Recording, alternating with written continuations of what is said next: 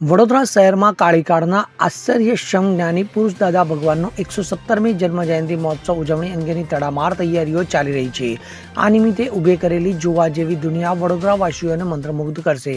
તો આવતીકાલ તારીખ 10 થી 17 નવેમ્બર સુધી ભવ્ય કાર્યક્રમ થવા જઈ રહ્યો છે, જેનો ભવ્ય શુભારંભ રાજ્યના મુખ્યમંત્રી ભૂપેન્દ્ર પટેલ દ્વારા કરાશે. તો આ દરમિયાન પરમ પૂજ્ય દાદાની સ્મૃતિમાં ટપાલ ટિકિટ બહાર પડશે. શહેરના નવલખી ગ્રાઉન્ડ ખાતે નિર્માણ થઈ રહેલી આ જોવા જેવી દુનિયા એટલે 25 લાખ ચોરસ ફૂટના વિશાળ વિસ્તારમાં ફેલાયેલું એક ધબકતું નગર બની રહ્યું છે.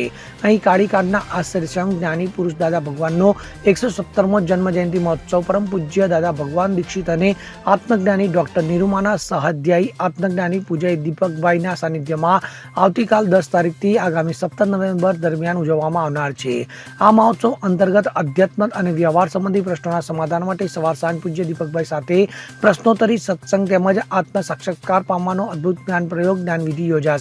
આ મહોત્સવનો શુભારંભ આવતીકાલ 10 નવેમ્બરના સાંજે 6 વાગે પરમ પૂજ્ય દાદા ભગવાનની સ્મૃતિ ટપાલ ટિકિટના વિમોચન સાથે થશે. ત્યારબાદ બાળકો દ્વારા એક સાંસ્કૃતિક કાર્યક્રમની રજૂઆત કરવામાં આવશે. તો રાત્રે 10:30 વાગ્યા સુધી ચાલનારા આ કાર્યક્રમમાં એક અત્યાધુનિક રોમાંચક ડ્રોન શોનું પણ આયોજન કરવામાં આવ્યું છે, જેમાં 400 ડ્રોન વડોદરા શહેરના આકાશને વિવિધ રંગોથી ભરી દેશે. Bureau report CN24 news.